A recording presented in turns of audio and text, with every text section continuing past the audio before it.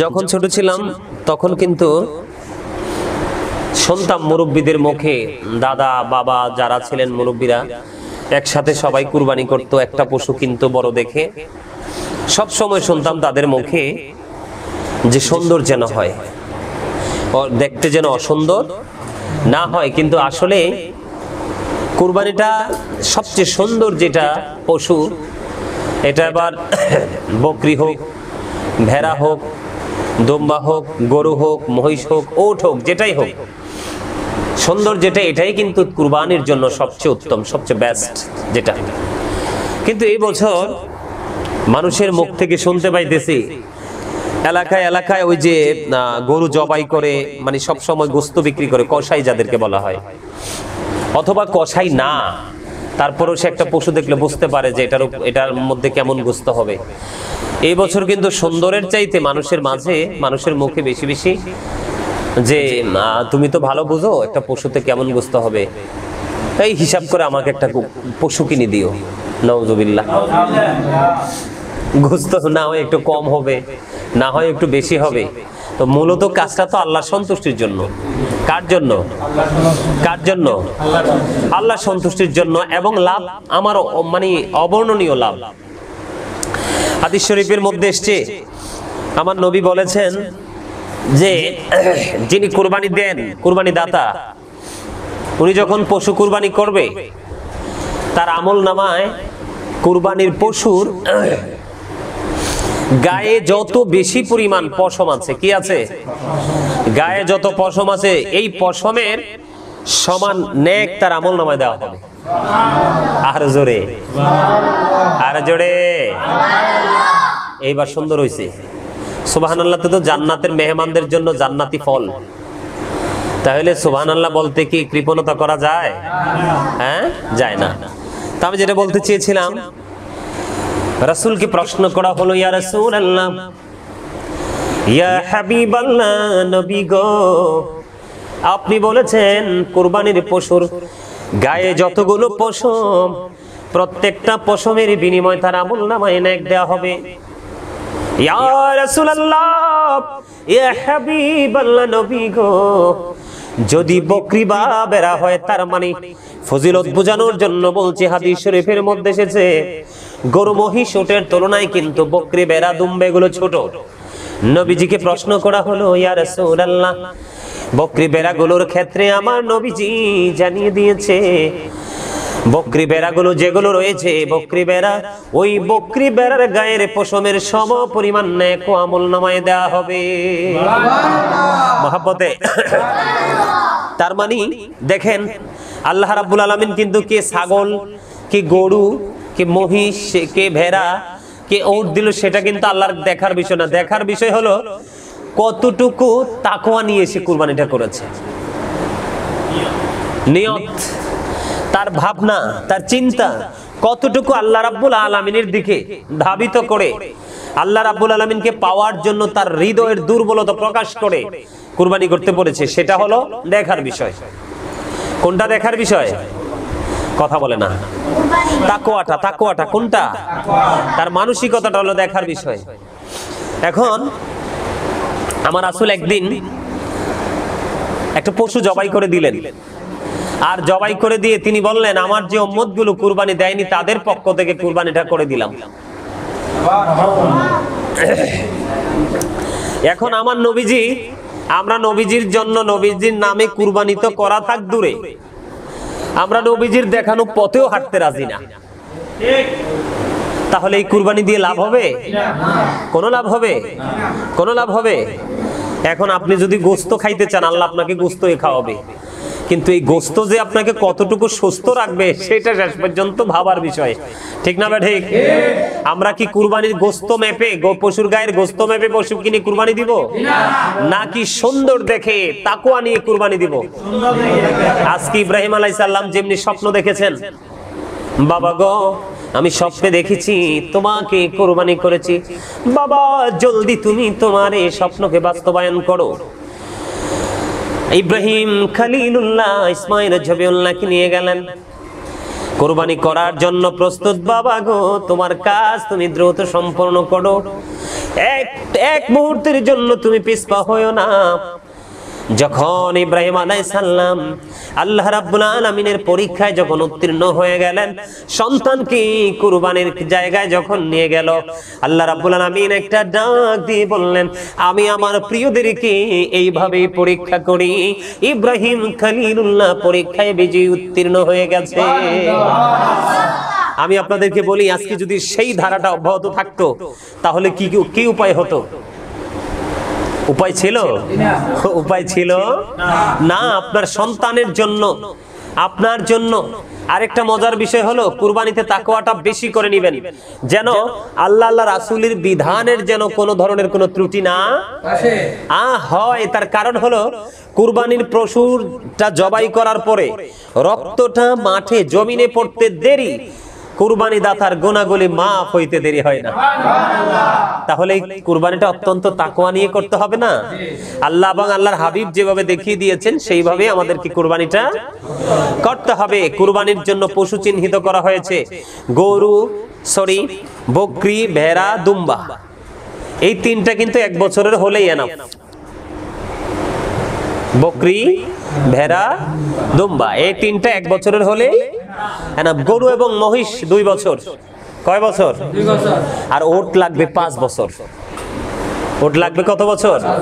5 বছর। আমরা সেই কন্ডিশন মেনে কুরবানি করব। তবে 6 মাসের বকরি, ভেড়া, দুম্বাও যদি 1 বছরের মতো লাগে, পুষ্ট হয়, মোটা তাজা হয়, তাহলে এটা দিয়েও কুরবানি করা যাবে। এটা বুঝে নিতে হবে আমাদেরকে। তবে আমি আপনাদেরকে বলছি, কুরবানি এমন একটা ইবাদত, এটা হচ্ছে একটা আর্থিক ইবাদত।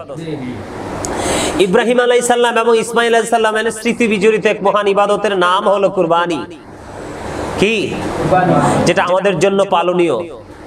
এই কুরবানিটা অত্যন্ত তাকওয়ার সাথে, অত্যন্ত ভীতির সাথে করতে হবে। যেন আমাকে এতটাই অ্যালার্ট থাকতে হবে, সচেতন থাকতে হবে, যেন কুরবানির পশুটা খরিদ করা থেকে, কি করা থেকে? পশুটা খরিদ করা থেকে কোনো অংশেই যেন কোনো ত্রুটি না। আমাদের মধ্যে একটা তর্ক বিতর্ক হয় কুরবানির সময় এলে, যে আমাদের দেশে আমরা যেটা বলি, কি বলো, আবাল নি বলে এগুলাকে, ওই যে দামড়া, আবাল বা বলদ যেটাই বলে, এগুলো দিয়ে কুরবানি করলে হবে কি না? হবে। এগুলো দিয়ে কুরবানি করে কুরবানি বাতিল হবে না। আপনার কুরবানির পশুটা কুরবানি হওয়ার জন্য যেই যোগ্যতা প্রয়োজন, সেই যোগ্যতার ক্ষেত্রে আর যে ত্রুটিগুলো থাকলে কুরবানিটা হবে না, এই ত্রুটিগুলোর মধ্যে কিন্তু, যেটাকে আমরা দামড়া গরু বলি, এটা কিন্তু সে অসৌন্দর্যের মধ্যে কিন্তু পড়ে না। আপনি কুরবানির পশুটা কিনতে হবে ওই রকম দেখে, অতীব দুর্বল, যেটা কুরবানির জায়গা পর্যন্ত হেঁটে যেতে পারবে না, এরকম পশু দিয়ে কুরবানি করা যাবে না।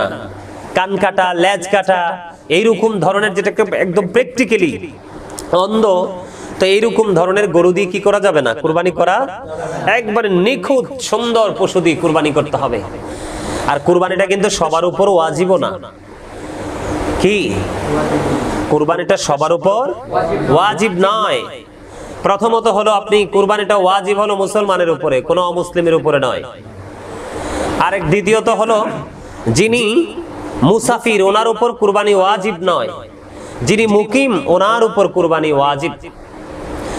আবার কুরবানিটা কিন্তু ঢালাওভাবে সবার উপর ওয়াজিব নয়। যিনি নিসাব পরিমাণ সম্পত্তির মালিক উনি কুরবানি করবে। গরিব, ফকির, মিসকিন যারা, তারা কুরবানি না করলে কি হবে না? গুনাহগার হবে না। যারা ধনী মানুষ, তবে নিসাব পরিমাণ সম্পদের কথা আসলে কিন্তু জাকাতের ক্ষেত্রে 1 বছর পরিপূর্ণ হতে হয়। জাকাতের ক্ষেত্রে কি হতে হয়? 1 বছর পরিপূর্ণ হতে হয়। কিন্তু কুরবানির ক্ষেত্রে যদি আপনি 1 বছর পরিপূর্ণ নাও হয়, তারপরেও কিন্তু আপনি কি করতে হবে? কুরবানি করতে হবে। কারণ হলো, আল্লাহ রাসূল বলেছেন যে যার কুরবানি করার ক্ষমতা আছে, সমর্থ আছে, সে কুরবানি করলো না, সে যেন ঈদগাহের দিকে না যায়, না আসে। বুঝে নিতে হবে, কুরবানি কিন্তু গোশত খাওয়ার জন্য না। মুসলমান 12 মাসই গোশত খায়, কেউ কম কেউ বেশি। কিন্তু কুরবানিটা নামাজের পরে করতে হবে, নামাজের আগে করা যাবে না। আমাদের দেশে, পৃথিবীতে এখন ফিতনা ছড়াচ্ছে। কি ফিতনা ছড়াচ্ছে? যেই হুজুরের ভক্ত, হুজুর যেদিন বলবে সেদিন কুরবানি হবে। গতকালকে আমেরিকা থেকে মেসেজ পেয়েছি যে এক পক্ষ রবিবার ঈদ করবে, আরেক পক্ষ সোমবার ঈদ করবে। একই দেশে তো 2 দিন ঈদ হতে পারে না। প্রত্যেকটা ধর্মীয় আমাদের যে ইবাদত আমল রয়েছে, হ্যাঁ, এগুলো কিন্তু চাঁদ প্রত্যেকটা যে দেশে থাকে সেই দেশের আকাশে চাঁদ দেখা যাওয়া এবং চাঁদ অস্ত যাওয়া, চাঁদ ডুবে যাওয়ার সাথে সম্পৃক্ত। যেমন রমজানের চাঁদ উঠলেই কিন্তু আমরা কি করব, শাবানের চাঁদ কি হয়ে গেছে, শেষ হয়ে গেছে, রমজানের চাঁদ দেখা গেছে, তখন আমরা রোজা রাখবো যতক্ষণ না পর্যন্ত আমাদের দেশে বা আমাদের চাঁদ দেখা কমিটি যারা আছে, গবেষক যারা আছে, ওখান থেকে আমরা সাধারণত দেখতে পাই নাই, ওখান থেকে যখন আমাদেরকে ইনশিওর করবে তখন আমরা রোজা রাখা শুরু করব। আবার শাওয়ালের চাঁদ উঠলেই আমরা ঈদ করব। এটা জাস্ট একটা এক্সাম্পল দিলাম। তো একই দেশে থেকে 2 বারে 2 দিন ঈদ হতে পারে না। তো এই জন্য বললাম যে আমাদেরকে কি করতে হবে, নামাজের পরে কুরবানি করতে হবে, নামাজের আগে কুরবানি করব না। কুরবানিটা করব কত তারিখ, আরবি চাঁদের হিসাবে কত তারিখ, 10 তারিখ, 10 তারিখ, 10 জিলহজ। শেষ সময় পর্যন্ত ইমাম আজম আবু হানিফা রাহমাতুল্লাহ আলাইহি হচ্ছে 12 তারিখ সূর্য অস্ত যাওয়ার আগ পর্যন্ত।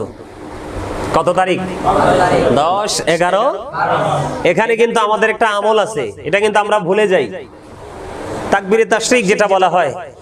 9 তারিখ জিলহজ ফজর থেকে 13 তারিখ জিলহজ আসর পর্যন্ত প্রত্যেকটা ফরজ নামাজের পরে আমরা তাকবীরে তাশরিক দিব, আল্লাহু আকবার, আল্লাহু আকবার, লা ইলাহা ইল্লাল্লাহু, আল্লাহু আকবার, আল্লাহু আকবার, ওয়ালিল্লাহিল হামদ, আল্লাহু আকবার, আল্লাহু আকবার, লা ইলাহা ইল্লাল্লাহু, আল্লাহু আকবার, আল্লাহু আকবার, ওয়ালিল্লাহিল হামদ, আল্লাহু আকবার, আল্লাহু আকবার, লা ইলাহা ইল্লাল্লাহু, আল্লাহু আকবার, আল্লাহু আকবার, লিল্লাহিল হামদ। আলহামদুলিল্লাহ। ওই দিনে কিন্তু আমাদের জন্য নিয়ামতে পরিপূর্ণ আমল রয়েছে। কি রয়েছে? যেমন আমরা যখন ঈদগাহে যাব, আমরা রাসূলকে ফলো করে যাব।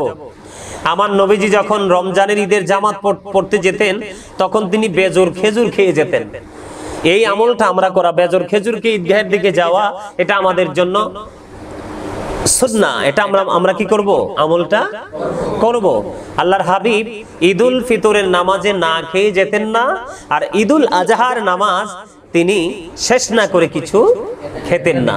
এটা হচ্ছে আমাদের জন্য সুন্নাহ, এটাই হলো আমাদের আদর্শ, এটাই আমাদেরকে পালন করতে হবে। আর মা বোনেরা চাইলে, এখন তো আমি এমন একটা সময় আলোচনাটা করতেছি, আজকে মনে হয় 3 তারিখ, সোমবার চলে গেছেন, আজকে 3 তারিখ চলে গেছে। কেউ যদি চায় তাহলে কি করতে পারবে, ওই যে 9 তারিখ 10 তারিখ তো ঈদে, 9 তারিখ পর্যন্ত আপনারা চাইলে এখন থেকে 9 তারিখ পর্যন্ত আপনারা মা বোনেরা ভাই বাবারা যারা রাখতে চান তারা রোজা রাখতে পারবেন। আল্লাহ যেন আমাদেরকে রোজা রাখা এবং তাকবীরে তাশরিক দেওয়ার জন্য তৌফিক দান করে, সকলে বলুন আমিন। আর জোরে আমিন। আরো কিছু সমস্যা আমাদের মাঝে আছে। আমি যখন আমার গ্রামে গেলাম কিছুদিন আগে, কুরবানি নিয়ে আলাপ আলোচনা করলাম, অনেক মানুষ আমার কাছে আপত্তিকর বক্তব্য দিল। কি আপত্তিকর? আমার কাছে বড় অদ্ভুত লাগলো। মানুষের গোশত খাওয়ার পিপাসা কি এত বেশি? ধরেন 7 জনে কি করলো, 7 জন শরীক একটা গরু দিয়ে কুরবানি দিল। এখন 7 জনে কুরবানি দেওয়ার পরে গরুর গোশতটাকে, পুরো গোশতটাকে 8টা ভাগ করলো।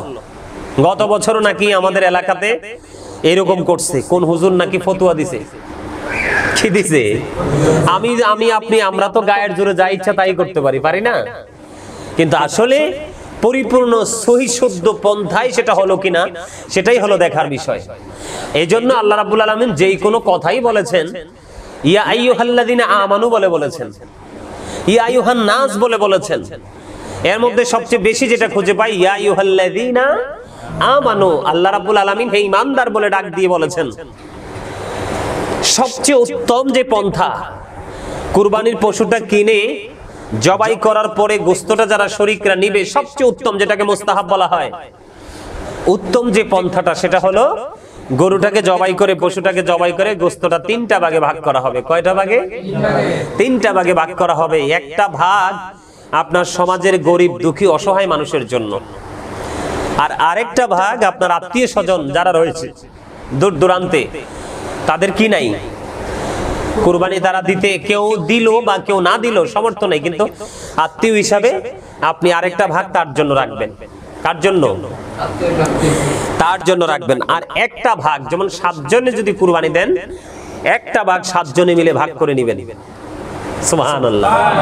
এটা হলো সবচেয়ে উত্তম পদ্ধতি। কি গোস্তটা কি করতে হবে? রাসূল প্রথমে নিষেধ করেছিলেন, পরে বলেছে রাসূল যে 3 দিনের পরেও গোস্ত কি করা যাবে? রেখে খাওয়া যাবে। প্রথমে নিষেধ করেছিলেন, পরে খাওয়া যাবে। আপনি এটা মুসলিম বলেন অমুসলিম বলেন, সবাইকে কুরবানির গোস্ত খাওয়ানো যাবে, এখানে কোনো প্রতিবন্ধকতা নেই। কুরবানির সাথে আকিকা দেওয়া যাবে, কিন্তু আমি সব সময় বলে থাকি, সচরাচর বলে থাকি, এবং আমি আমার পরিবারের যে বাচ্চাদের যে আকিকা দিয়েছি সেটা আমি আমার রাসূলের দেখানো পথে অনুযায়ী দিয়েছি। আমি কিন্তু চাইলে গরুর সাথে আকিকাটা দিয়ে দিতে পারতাম কুরবানির সাথে, কিন্তু আমি দেইনি। তার কারণ হলো আমার নবীজি বলেছে কুরবানি তো বছরে একবার, তাও যারা ধনী তাদের উপরে ওয়াজিব, যারা আর্থিকভাবে স্বাবলম্বী তাদের উপর ওয়াজিব, যারা মুকিম তাদের উপর ওয়াজিব কুরবানিটা। হ্যাঁ, কিন্তু আমার নবীজি যেহেতু বলেছে, কারণ বছরে আমাদের মাঝে অনেক সন্তান পৃথিবীতে আসে না? আমার রাসূল যেহেতু বলেছে 7 দিনে মাথার চুল ফালাইবা, নাম রাখবা, আর কন্যা সন্তান হলে 1 বছরের একটা ছাগল দিয়ে একটা আকিকা করে দিবা, আর পুত্র সন্তান হলে 1 বছরের 2টা ছাগল দিয়ে আকিকা করে দিবা। সুবহানাল্লাহ। এজন্য আমাকে যদি কেউ প্রশ্ন করে যে হুজুর দেওয়া যাবে না, আমি বলছি যাবে, দিতে পারবেন, কিন্তু সবচেয়ে সুন্দর হলো আমার নবীজি যে রাস্তাটা দেখিয়েছে সেটাই পালন করা আমাদের জন্য কি উচিত। এটাই হলো সুন্নাহ, এটাই হলো সুন্দর, এটাকে বলে সৌন্দর্য ইসলামের। আমরা যখন অমান্য করব তখনই কিন্তু আমাদের সব সাইড দিয়ে আমাদের প্রতিকূল অবস্থা সৃষ্টি হয়ে যাবে। আবার আরেকটা বিষয় হলো, আমরা যে কুরবানি পশুটা জবাই করি, জবাইয়ের ক্ষেত্রে কিন্তু পশুকে কষ্ট দেয়া যাবে না। পশুকে কি করা যাবে না? আর পশুকে কষ্ট দেওয়া যাবে না। জীবিত অবস্থায় চেঁচিয়ে, আমাদের দেশে দেখা যায় জীবিত অবস্থায় চেঁচিয়ে এক জায়গা থেকে আরেক জায়গায় স্থানান্তর করা হয়, এটাও করা যাবে না। অতীব দুর্বল ছুরি, যেটা ধারালো নয়, এইরকম ছুরি দিয়ে পশু জবাই করা যাবে না। কথা কি বুঝে আসছে? এগুলো কি করা যাবে না? করা যাবে না। আরেকটা বিষয় হলো, পশু জবাই করার সময় বিসমিল্লাহি আল্লাহু আকবার বলতে ভুলা যাবে না। বিসমিল্লাহি আল্লাহু আকবার বলে পশুর গলায় কি করতে হবে? ছুরি চালাতে হবে। এগুলো আমাদেরকে মনে রাখতে হবে। আর আমাদের দেশে যখন, আমাদের দেশে কি বলবো, লজ্জাও লাগে, আবার না বললেও তো হবে না, মানুষ জানবে কি করে না বললে। আমাদের দেশে কিন্তু মানুষ নামাজ পড়ে আসলে, নামাজ পড়ে এসে আমাদের দেশে মানুষ কি করে, ম্যাক্সিমাম ছেলেরাই দেখছি একদম হাফ প্যান্ট পরে গোস্তের মানে পশু জবাই করে গোস্ত কাটাকুটি বন্টন করতে যায়। ম্যাক্সিমাম ছেলেরাই কিন্তু হাফ প্যান্ট পরে আসে। কি করে আসে? কি করে আসে? এখন আমরা তো এমন মুসলমান, গতকালকে একজনকে দৌড়ছিলাম, আমার খুব কাছাকাছি ছিল, তার চুল কাটার স্টাইল, তার দাড়ি রাখার স্টাইল দেখে তো ওরজন বলছি, ওর তার মানে ইয়া নাই, জবান নাই।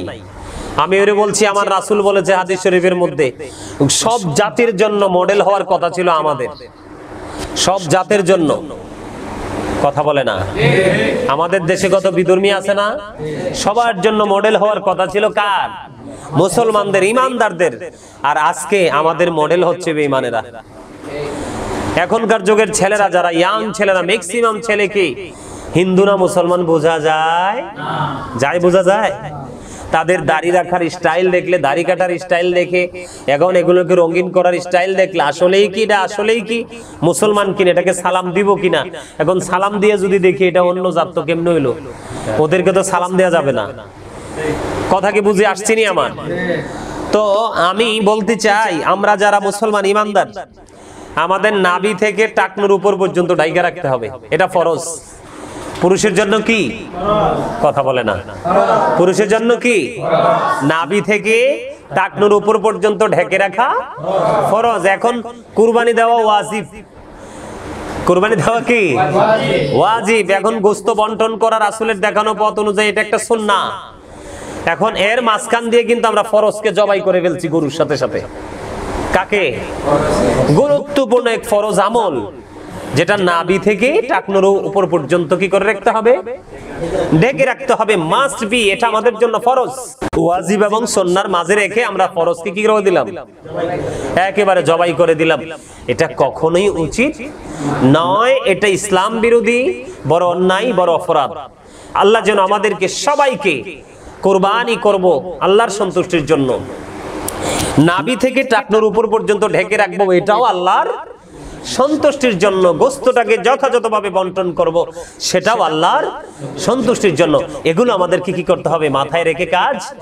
এই জন্য আমি প্রায় সময় যখন মাঠে আলোচনা বেশি বেশি করি, তখন আমি প্রায় আলোচনা যখন দেখি ওয়াজের ময়দানটা একটা প্রতিকূলতা সৃষ্টি হয়। এই জন্য আমি প্রায় সময় বলি, আমার নবীজির ওই হাদিস, আদিবু আওলাদাকুম আলা তালাতি খিসালিল হুব্বি নাবিকুম ওয়া হুব্বি আহলি বাইতিহি ওয়া আলা কিরাতিল কুরআন। রাসূল বলেছেন, তোমরা তোমাদের সন্তানদেরকে তিনটি বিষয় শিখাও। এর মধ্যে ফার্স্ট, হুব্বি নাবিকুম, teach the love of the prophet. এরপরে 2 নাম্বার হলো টিচ ফ্যামিলি লাভ ওয়া হুব্বি আহলি বাইতিহি। তারপরে বলেছেন কোরআন তেলাওয়াত শিখাও। কি শিখাও? কোরআন তেলাওয়াত। হ্যাঁ, learn to recite the holy Quran. Quran তেলাওয়াত শিখাও। এখানে বিষয় হলো, প্রথমে আমরা বলার কারণ হলো, নবীর প্রতি যখন, রাসূলের প্রতি যখন আমাদের মহাব্বত থাকবে, তখনই কিন্তু আমরা রাসূলের দেখানো পথটাকে আমরা অনুকরণ করা একেবারে সহজ হয়ে যাবে। আমাদের রাসূলের প্রেম নাই বিধায়, আর এটার জন্য আমি মনে করি বাবা মা দায়ী। কে দায়ী?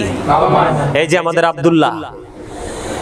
আব্দুল্লাহকে কিন্তু তার মা অনেক দূর থেকে এনে এখানে রেখে গেছে। এই যে বাড়ি অনেক দূরে, সে আগে অন্য মাদ্রাসায় পড়তো।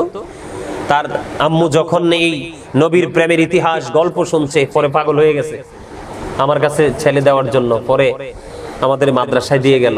এই যে আব্দুল্লাহ, আমি মনে করি আব্দুল্লাহর আম্মু যথাযথ দায়িত্ব পালন করেছে। এখন হয়তো সে বুঝে না, একটা সময় কিন্তু সে সব কিছু ক্লিয়ারলি বুঝতে পারবে। যখন সে কিতাব বুঝবে, অটোমেটিক্যালি বুঝে যাবে। এটা বাবা মার দায়িত্ব। এটা কার দায়িত্ব? আজকে যদি বাবা মা তার দায়িত্বটাকে যথাযথভাবে পালন করত, তাহলে কিন্তু সন্তানি ভুলগুলো, যেমন আমরা যখন ছোট, বা এখনের হিসাব তো হচ্ছে আলাদা। আমরা যখন ছোট ছিলাম, আমি কি বলবো, রাস্তাঘাটে বা কোনো কাজের ক্ষেত্রে আমার মনে হয় না যে কোনোদিন যে মানে হাঁটুর উপরে কাপড় উঠছে। তার কারণ ওই যে ট্রেনিং পাইছি। এই জন্য আমাদের দ্বারা অভিভাবক দায়িত্বশীল রয়েছে, আমরা তাদেরকে শিক্ষা দিতে হবে, যে শিক্ষাটা সঠিক শিক্ষা। আমাদেরকে কি করতে হবে, সঠিক শিক্ষাটা দিতে হবে। তাই তো কথা বলে না? এখন গোস্ত যে আমরা ভাগ করব, কুরবানির পশুর গোস্তটা যে আমরা বন্টন করব। ও আরেকটা কথা হুজুর মনে করাই দিয়েছে হাফেজ সাহেব, যে কুরবানি করার পরে পশুটাকে তাড়াতাড়ি মারার জন্য, দমটা তাড়াতাড়ি বের করার জন্য অনেকেই কিন্তু পশুটার গায়ে কিন্তু জোরে জোরে কি করে, আঘাত করে। বিভিন্ন ভাবে কিন্তু ছুরির দিয়ে মানে বড় বড় করে আঘাত করে, এবং পায়ের দিক দিয়ে কিন্তু জীবিত অবস্থায় রগগুলো কেটে ফেলে। এই যে জীবন্ত একটা প্রাণী, এটার কারণে আমার জীবনের গুনাহ মাফ হয়ে যাচ্ছে। এটার গায়ে যে কি পরিমাণ পশম আছে সেটা আমরা জানি না। এই পশমের সমপরিমাণ আমাদের আমলনামায় নেক ঢুকছে। আল্লাহ রাব্বুল আলামিন খুশি হয়ে যাচ্ছে, এবং কাল হাসরের ময়দানে আমাদের এই যে কুরবানি তাকওয়া নিয়ে করে থাকলে, এই কুরবানির পশুর শিং, খুর, এগুলো কিন্তু আল্লাহর দরবারে উঠবে। সুবহানাল্লাহ। আরো জোরে। এভাবে আঘাত করা কিন্তু জায়েজ নাই। আমরা পশুকে সেইভাবে আঘাত করব না। আর যখন পশুটা যখন জবাই হয়, পশুটা জবাই করার পরে গোশত যখন বন্টন করে, একা একা তো আর সম্ভব না, শ্রমিক লাগে, মানুষ লাগে। কি লাগে? মানুষ লাগে। আমরা কুরবানিটা যখন করব, তখন গোশত বন্টন করব। গোশত বন্টন করার পরে যারা গরুটাকে রেডি করতে যারা নিয়োজিত কর্মচারী হিসাবে কাজ করবে, তাদেরকে কিন্তু গোশত দিয়ে, চামড়া দিয়ে কিন্তু তাদের পারিশ্রমিক পরিশোধ করা যাবে না।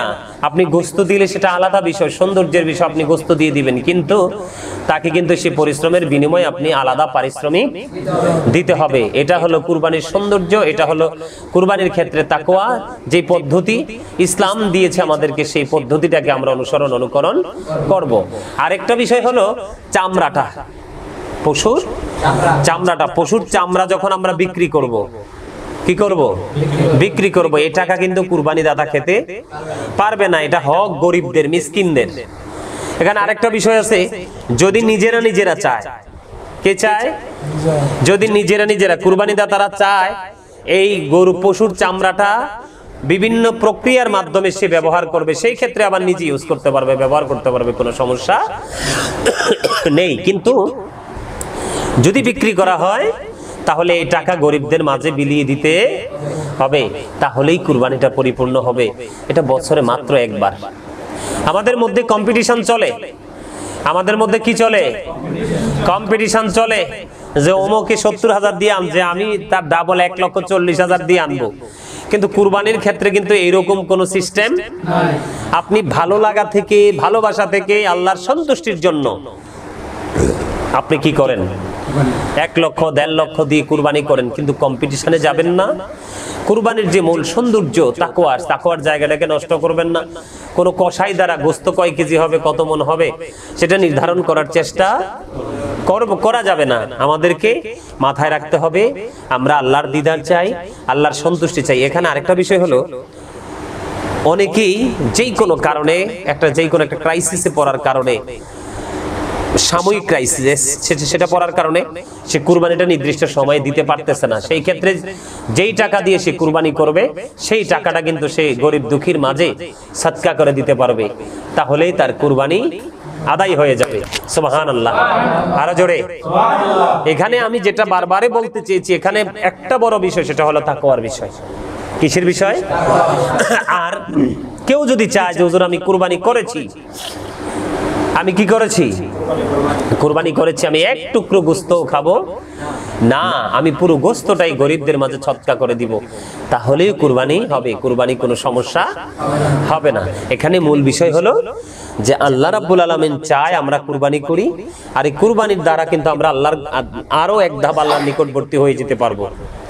তা আল্লাহ রাব্বুল আলামিন যেন আমাদেরকে সব ধরনের আইন মেনে, বিধান মেনে, সুন্দর সুষ্ঠু একেবারে মস্তিষ্ক নিয়ে আমরা যেন সুন্দর ফুটফুটে পশু দিয়ে আমরা যেন কুরবানি করতে পারি। আল্লাহ যেন আমাদেরকে সেই কুরবানি করার তৌফিক দান করে। সকলে বলুন আমিন, আরো জোরে বলুন আমিন।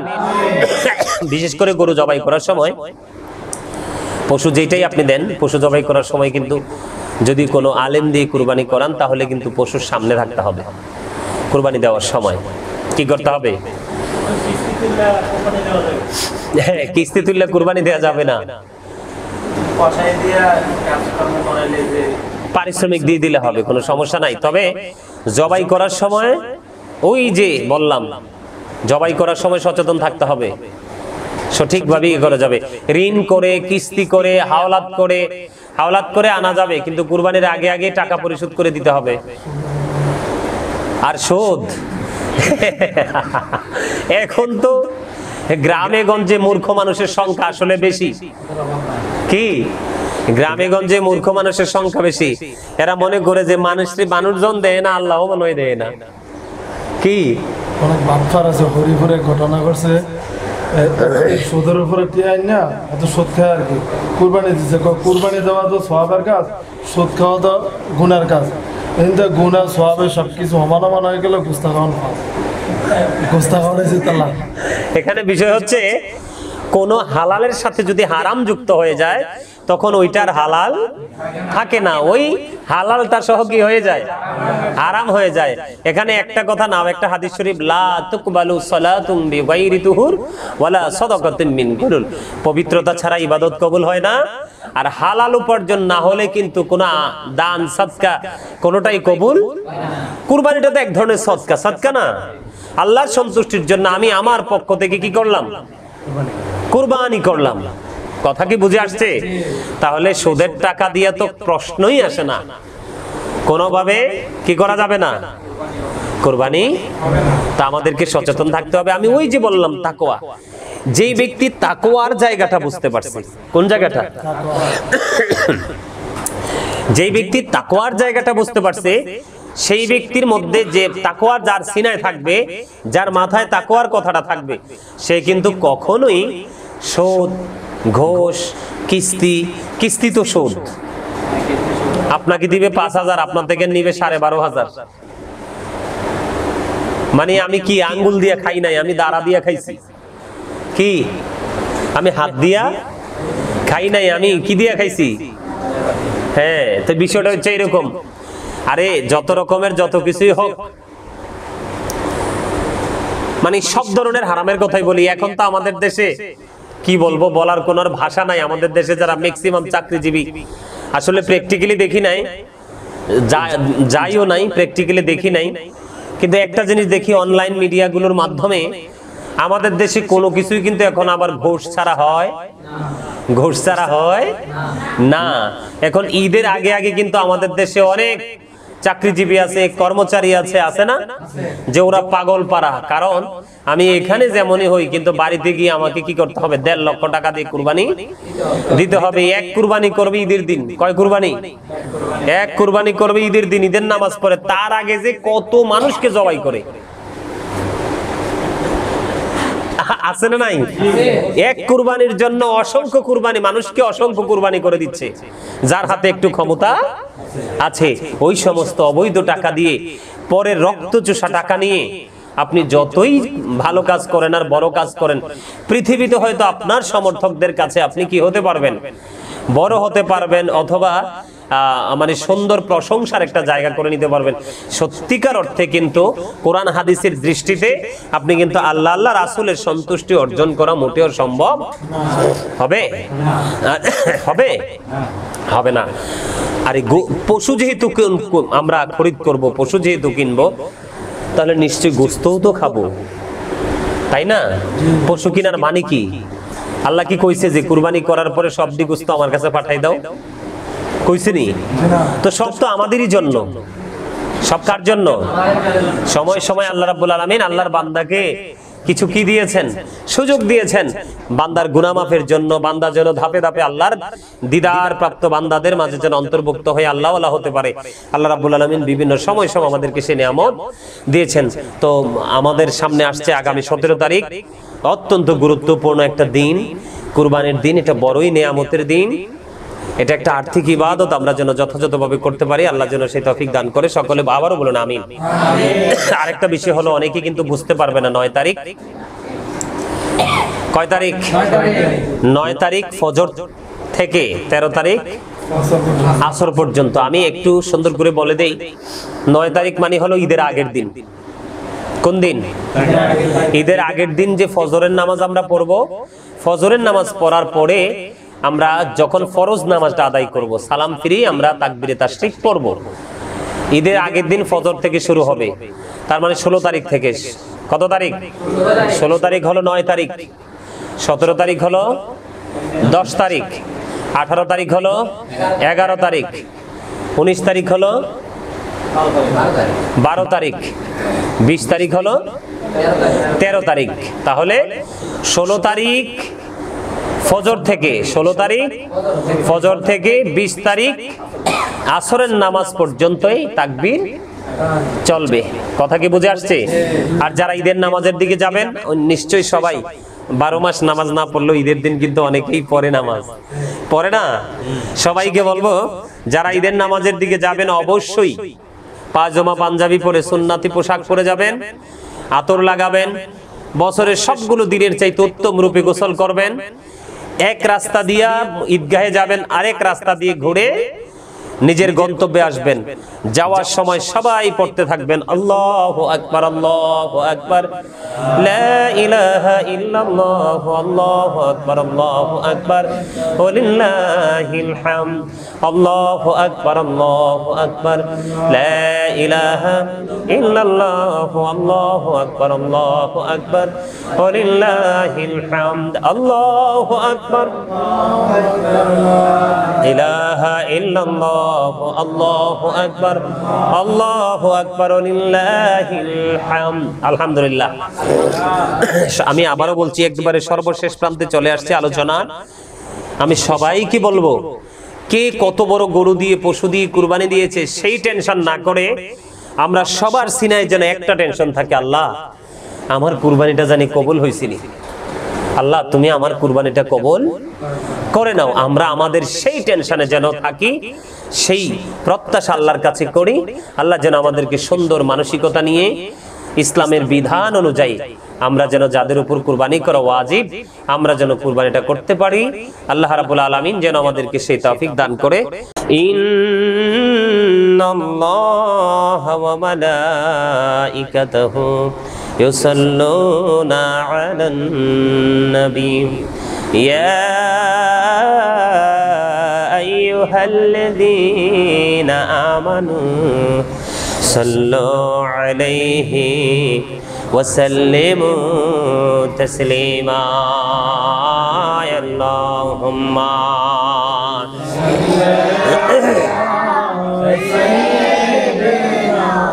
মাওলানা মুহাম্মদ ওয়া আলা আলি সাইয়্যিদিনা মুহাম্মদ। আল্লাহুম্মা সাল্লি আলা সাইয়্যিদিনা মুহাম্মদ ওয়া আলা আলি সাইয়্যিদিনা মুহাম্মদ। উড়ে ঝারে রাতের হাওয়া যাওরে সোনার মদিনায়, এই মজলিসের সালাম খানি পৌঁছে দিও নবীজির পাক রওয়াজায়। আল্লাহুম্মা সাল্লি আলা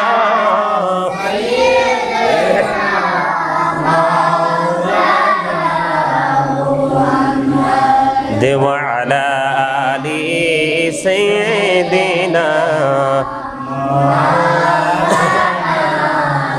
মুহাম্মদ। মদিনার মাটির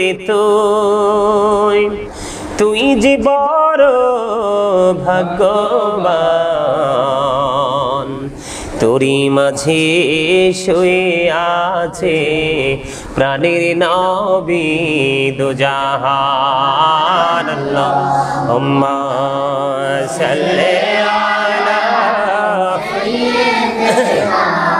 মাওলানা মুহাম্মদ ওয়া আলা আলি মাওলানা। আবু জাহেল কুফারেরা দেখিল প্রাণের নবীকে, উম্মত হইয়া দেখিলাম না তাই দুঃখ রইল মনেতে। আল্লাহুম্মা সাল্লি আলা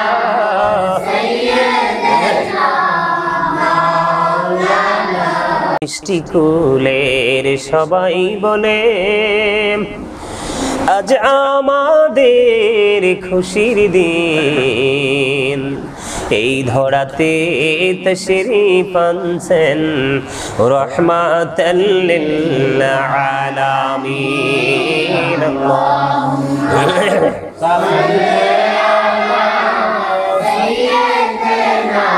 মাওলানা মুহাম্মদ ওয়া আলা আলি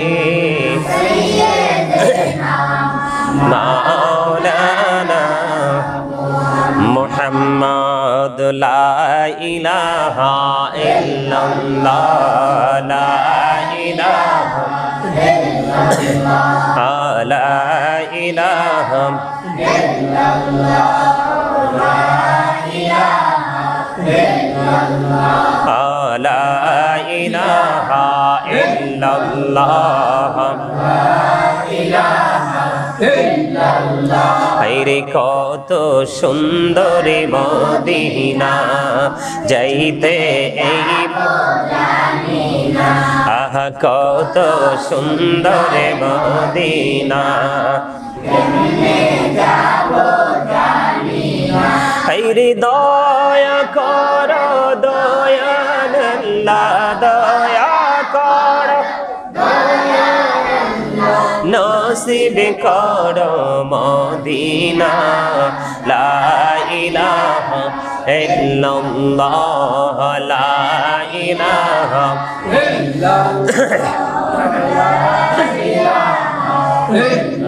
লা ইলাহা ইল্লাল্লাহ লা ইলাহা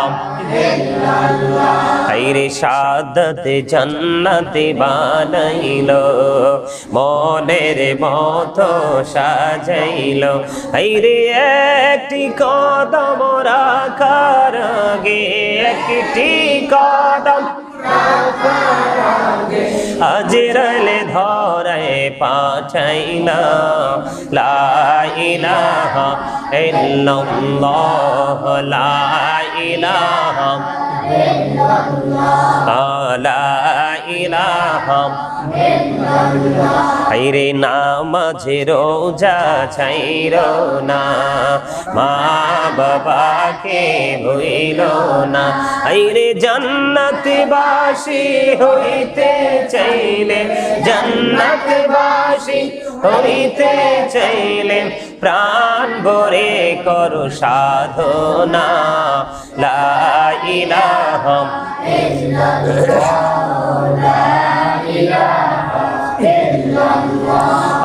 লা ইলাহা ইল্লাল্লাহ লা ইলাহা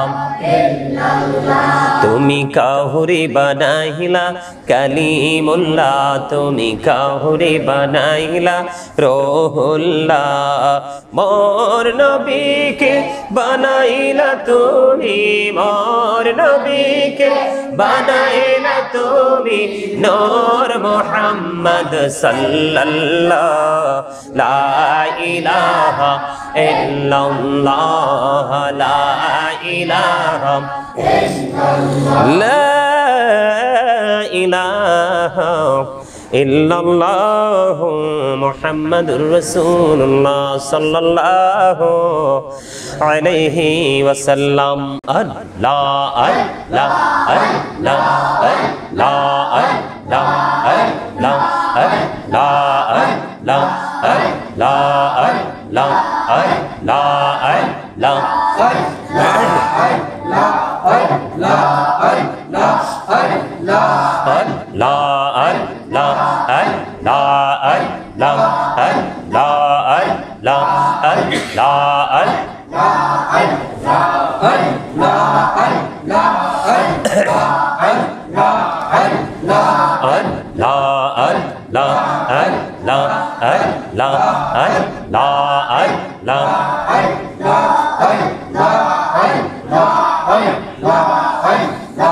এই নামেতে এত মধু এই নামেতে এত মধু জাহানি তো আগে দয়া জাহানি তো আগে যতই যাবি নামটি তোমার যতই যাবি নামটি তোমার ততই মধুর লাগে দয়া ততই মধুর লাগে আল্লাহ আল্লাহ আল্লাহ আল্লাহ আল্লাহ আল্লাহ আল্লাহ আল্লাহ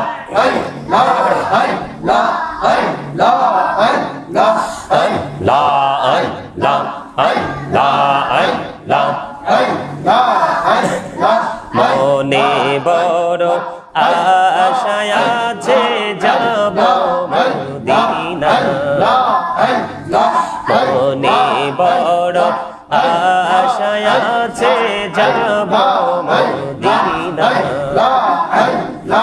পাখি হলে ওরে ওরে পাখি হলে ওরে ওরে যাব সোনার মদিনা আল্লাহ আল্লাহ আল্লাহ আল্লাহ আল্লাহ আল্লাহ আল্লাহ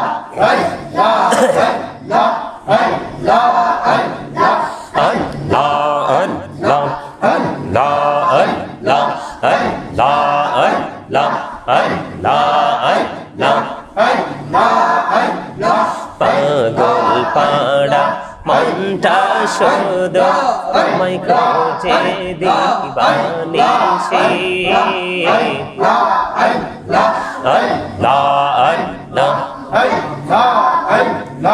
কে মনে করে বলবো রে দয়াল কে মনে করে বলবো রে দয়াল তোমায় ভালোবাসি আল্লাহ আল্লাহ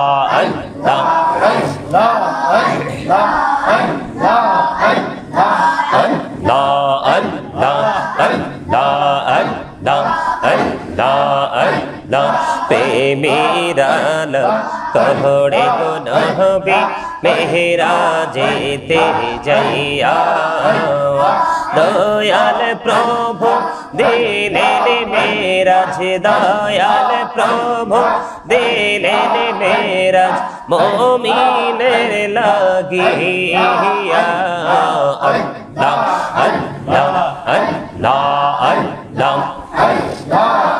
লা ইলাহা ইল্লাল্লাহ মুহাম্মাদুর রাসূলুল্লাহ সাল্লাল্লাহু আলাইহি ওয়াসাল্লাম সুবহানাল্লাহ ওয়ালহামদুলিল্লাহ লা ইলাহা ইল্লাল্লাহ সুবহানাল্লাহ ওয়ালহামদুলিল্লাহ লা ইলাহা ইল্লাল্লাহ লা ইলাহা ইল্লাল্লাহ লা ইলাহা নবী আমার নহরের পুতুল জগৎ করলেন ও জালা নবী আমার নহরের পুতুল জগৎ করলেন ও জালা রোজ হাসরে করবেন তিনি উম্মতের ফয়সালা সুবহানাল্লাহ আলহামদুলিল্লাহ লা ইলাহা ইল্লাল্লাহ সুবহানাল্লাহ আলহামদুলিল্লাহ লা ইলাহা ইল্লাল্লাহ লা ইলাহা ইল্লাল্লাহ লা ইলাহা ইল্লাল্লাহ নামের সাথে নাম মিশাইয়া যারে আল্লাহ পাঠাইলা নামের সাথে নাম মিশাইয়া যারে আল্লাহ পাঠাইলা আদি যে আল্লাহ দোস্ত বলে তাহার প্রেমে মজিলা সুবহানাল্লাহ মোহাম্মদে লা ইলাহা ইল্লাল্লাহ সুবহানাল্লাহ ওয়ালহামদুলিল্লাহ লা ইলাহা ইল্লাল্লাহ লা ইলাহা ইল্লাল্লাহ লা ইলাহা ইল্লাল্লাহ অরশ কুরসি লৌহ কলম সৃষ্টি যাহার অসিলা অরশ কুরসি লৌহ কলম সৃষ্টি যাহার অসিলা আনে যে আল্লাহ খুশি হইয়া নাম রাখলেন হাবিবুল্লাহ সুবহানাল্লাহ আলহামদুলিল্লাহ লা ইলাহা ইল্লাল্লাহ সুবহানাল্লাহ আলহামদুলিল্লাহ লা ইলাহা ইল্লাল্লাহ লা ইলাহা ইল্লাল্লাহ লা ইলাহা ইল্লাল্লাহ হাসবি রব্বি জাল্লাল্লাহ মা ফি কলবি গায়রুল্লাহ নূর মুহাম্মদ সাল্লাল্লাহ লা ইলাহা ইল্লাল্লাহ নূর মুহাম্মদ সাল্লাল্লাহ লা ইলাহা ইল্লাল্লাহ হাসবি রব্বি জাল্লাল্লাহ মা ফি কলবি গায়রুল্লাহ নূর মুহাম্মদ সাল্লাল্লাহ লা ইলাহা ইল্লাল্লাহ নূর মুহাম্মদ সাল্লাল্লাহু আমরা সবাই গুনাহগার ডাকি তোমায় বারে বার আমরা সবাই গুনাহগার ডাকি তোমায় বারে বার দয়াল নবীর উসিলায় পার কইরো হাসর বেলা হাসবি রব্বি জাল্লাল্লাহ মাফি কলবি গায়রুল্লাহ নূর মুহাম্মদ সাল্লাল্লাহু লা ইলাহা ইল্লাল্লাহ নূর মুহাম্মদ সাল্লাল্লাহু লা ইলাহা ইল্লাল্লাহ আল্লাহ তুমি নিরাকার নাই তোমার আকার সাকার আল্লাহ তুমি নিরাকার নাই তোমার আকার সাকার কোন নামে ডাকিব তোমার বলে দাও মাবুদাল্লাহ হাসবি রব্বি জাল্লাল্লাহ মাফি কলবি গায়রুল্লাহ নূর মুহাম্মদ সাল্লাল্লাহু লা ইলাহা ইল্লাল্লাহ নূর মুহাম্মদ সাল্লাল্লাহু লা ইলাহা ইল্লাল্লাহ মুহাম্মাদুর রাসূলুল্লাহ সাল্লাল্লাহু আলাইহি ওয়াসাল্লাম আল্লাহ আল্লাহ আল্লাহ লা ইলাহা ইল্লাল্লাহ আল্লাহ আল্লাহ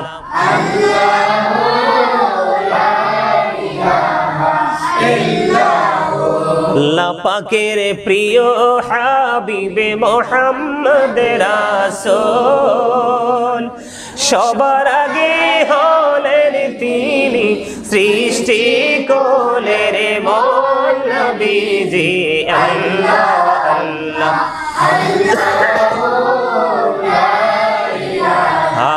ইল্লাল্লাহ আল্লাহ আল্লাহ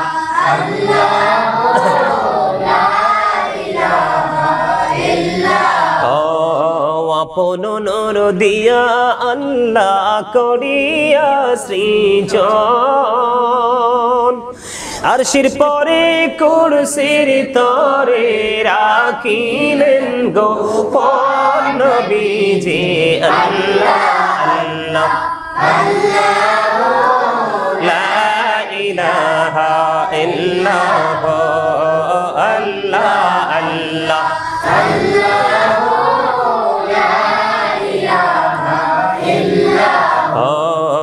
আল্লাহ পাকের প্রিয় হাবিবে মুহাম্মদ রাসূল সবার আগে হলেন তিনি সৃষ্টি কোলের মূল নবীজি আল্লাহ আল্লাহ লা ইলাহা ইল্লাল্লাহ আল্লাহ আল্লাহ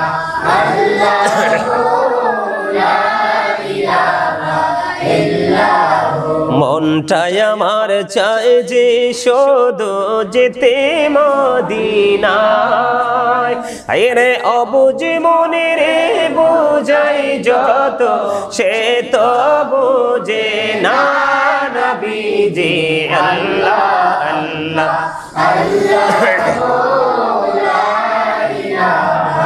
ইল্লাল্লাহ আল্লাহ আল্লাহ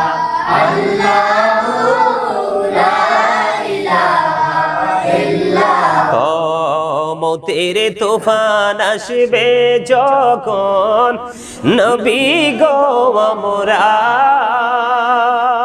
হাইরে মৌতের তুফান আসবে যখন নবী গো আমরার দয়া করে দেখাইন চেহারায় আনোয়ার নবীজি আল্লাহ আল্লাহ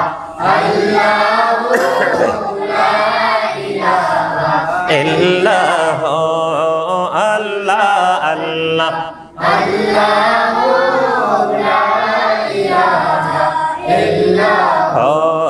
গুনাহগারের গহনা জরে দিদারে আপনার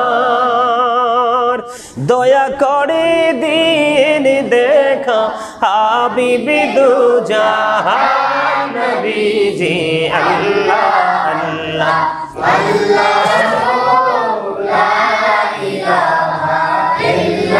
ও আল্লাহ আল্লাহ লা ইলাহা ইল্লাহ না জানি তো বাইতে নৌকা না জানি সাঁতার হায়রে দয়া করে পার করিও জাহান্নাম মাজার নবী যে আল্লাহ লা ইলাহা ইল্লাহ আল্লাহ আল্লাহ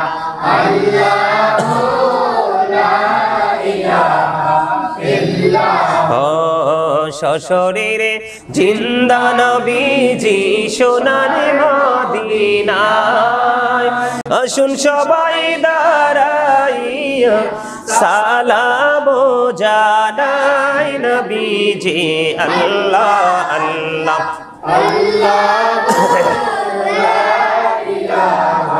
ইল্লাহ ইয়া নবী সালাম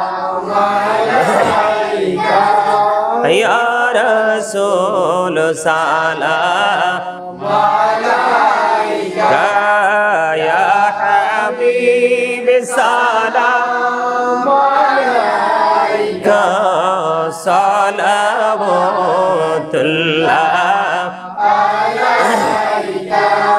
দো জাহানের বাদশাহ কান্দে রে তায়েফের রাস্তার কিনারে কেন যে মারলো কাফেরে মায়া নাই তাদের অন্তরে আনবী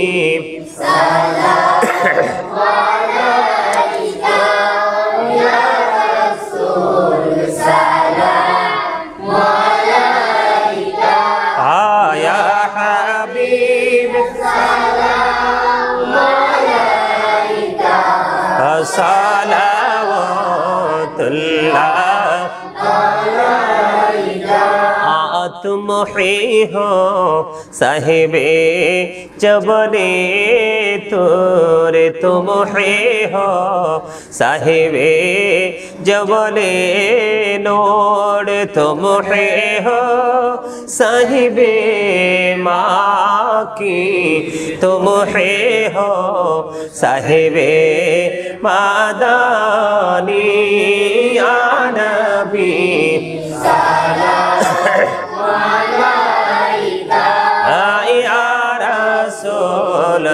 सलाम अलैका या हबीब सलाम अलैका सलावतुल्लाह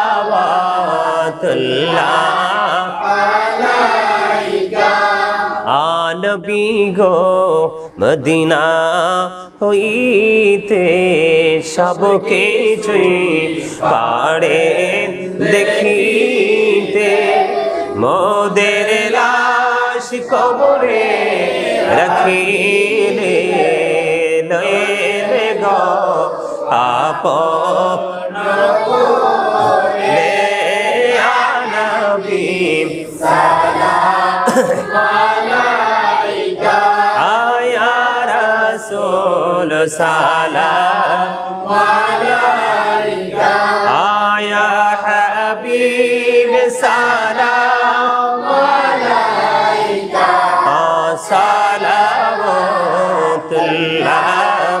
আলাইকা আয়া পাকি पंजतन लाखों सलाम या पाके पंजतन लाखों सलाम हमें या पाके पंजतन लाखों सलाम हमें या पाके पंजतन लाखों सलाम हमें या पाके पंजतन लाखों सलाम हमें या पाके पंजतन लाखों सलाम करबालार कुर्बानी शरण करो प्राण भरे सकले नामाज पढ़ो करबालार কুরবানি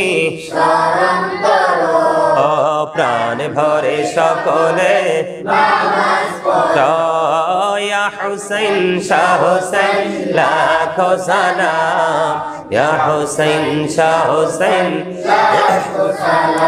আমি ইয়া হুসাইন শাহ হুসাইন লাখো সালাম ইয়া হুসাইন শাহ হুসাইন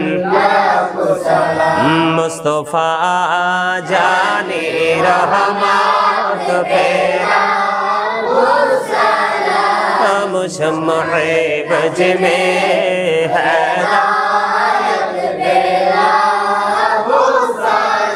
तौलो दी कल्बों में अजमते मुस्तफा के मौते आला हज़रत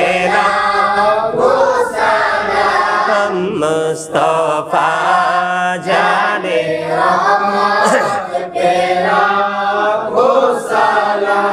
मुशम्मह बज में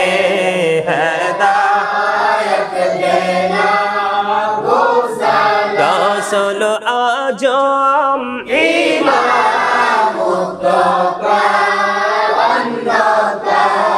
जलवाए शाने कुदरत मुस्तफा जाने बेला मुशम्मह बज में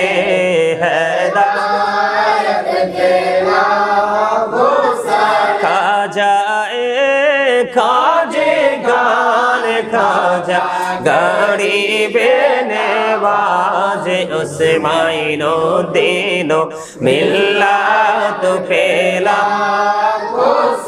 नाम मुस्तफा जाने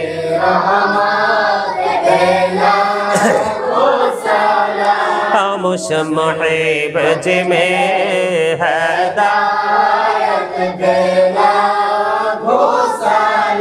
सईदी मुर्शिदी के बेला बाबा बगदादी रहनुमाई तरीक़त पेला खौसाला मुस्तफा जाने रहमत पेला खौसाला मुशम्मह बज में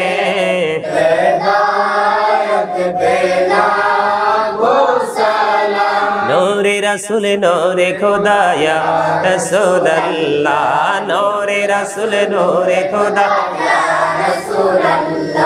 या रसूल अल्लाह ला अदबे रसूल अदबे खुदाया रसूल अल्लाह अदबे रसूल अदबे खुदा या रसूल अल्लाह ला हुब्बे रसूल हुब्बे खुदाया रसूल अल्लाह हुब्बे रसूल हुब्बे खुदा ला या रसूल अल्लाह ला जिक्र खुदा बायत खुदा ला इलाहा इल्लल्लाह जिक्र खुदा बायत खुदा ला इलाहा इल्लल्लाह जिक्र रसूल बायत रसूल मुहम्मदुर रसूलुल्लाह जिक्र रसूल बायत रसूल मुहम्मदुर रसूलुल्लाह या रसूल अल्लाह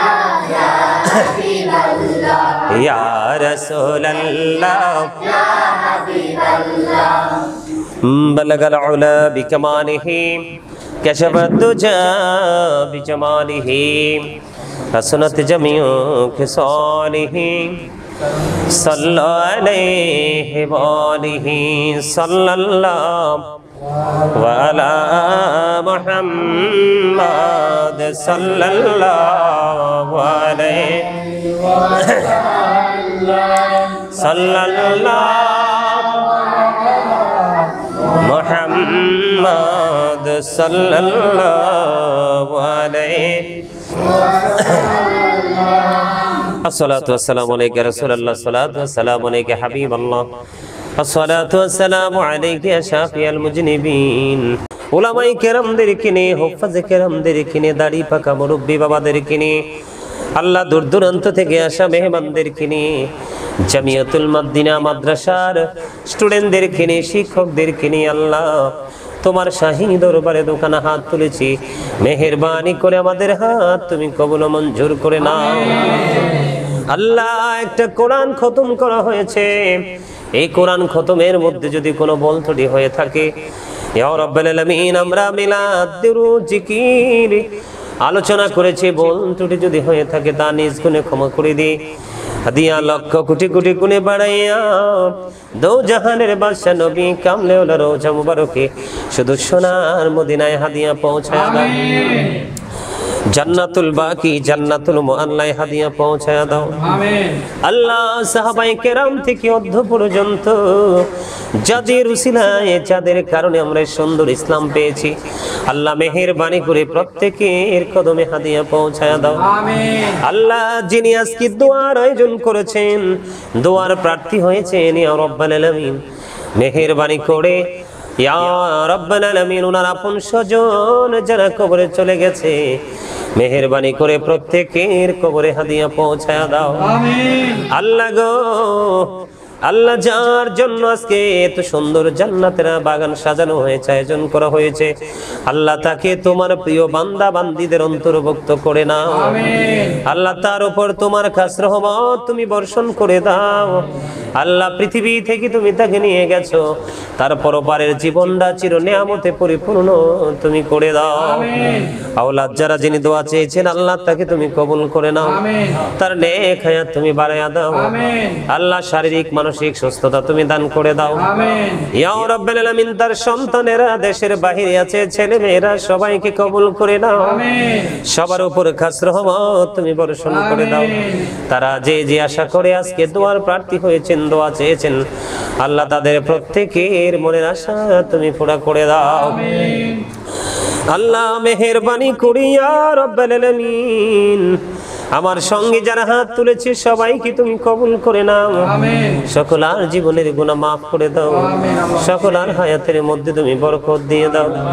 আল্লাহ আপন স্বজন যারা পৃথিবী ছেড়ে চলে গেছে, আমাদের আওলাদ প্রত্যেকের কবর আযাব কিয়ামত পর্যন্ত বন্ধ করে দাও।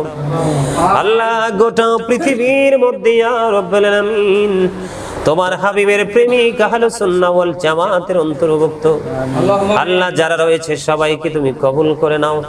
খাস করে আমার প্রিয় মানুষগুলোকে তুমি কবুল করে নাও। আমিন। তাদের উপর তোমার খাস রহমত তুমি বর্ষণ করে দাও। আমিন। দেশে এবং বিদেশে যারা রয়েছে সবাইকে তোমার কুদরতে তুলে দিলাম, জামিন তুমি হয়ে যাও।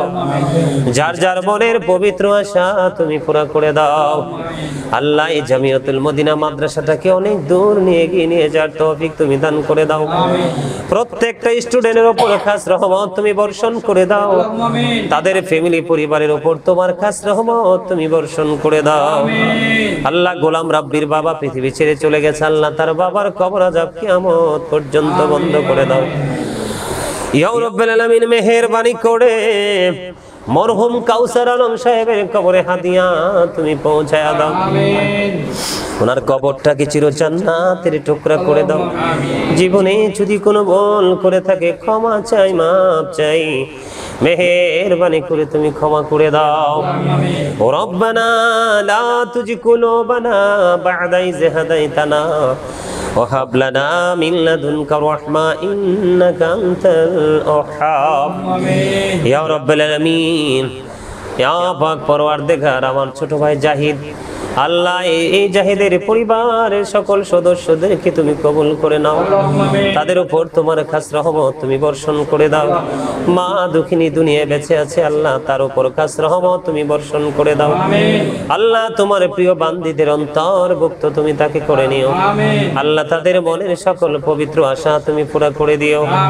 মেহেরবানি করে আল্লাহ এখানে যারা আপনজন হারিয়ে বসেছে আজকের জান্নাতের বাগানের আশায় তাদের আপনজনের কবরে কবরে হাদিয়া তুমি পৌঁছায়া দাও। আল্লাহ বড় আশা করে হাত বাড়াইলাম তোমারই দরবারে, দয়া করে কবুল করো এই অদম পাপীরে। আল্লাহ খালি যদি দাও ফিরাইয়া, মোরা যাব কার কাছে? তুমি ছাড়া আপন বলো আর কি মোদের আছে রে দয়াল, আর কি মোদের আছে? রব্বির হামহুমা কামা রব্বায়ানি সগীরা, রব্বির হামহুমা কামা রব্বায়ানি সগীরা। মরার আগে তুমি সোনার মদিনা দেখায়ও, মৃত্যু দুদাসার আগে জীবনের গুনাহ মাফ করে দিও। যেদিন আখিরি বিছানায় শুইব, মৃত্যু দূত আমাদের সামনে এসে হাজির হবে, ওই কঠিন বিপদের দিনে প্রাণের নবীজির নূরানি চেহারা মোবারক দেখাইয়া দেখাইয়া আমাদের প্রত্যেকের জবানে ও কলবে জারি করে দিও মধুর কালিমাটুকু লা ইলাহা ইল্লাল্লাহু মুহাম্মাদুর রাসূলুল্লাহ।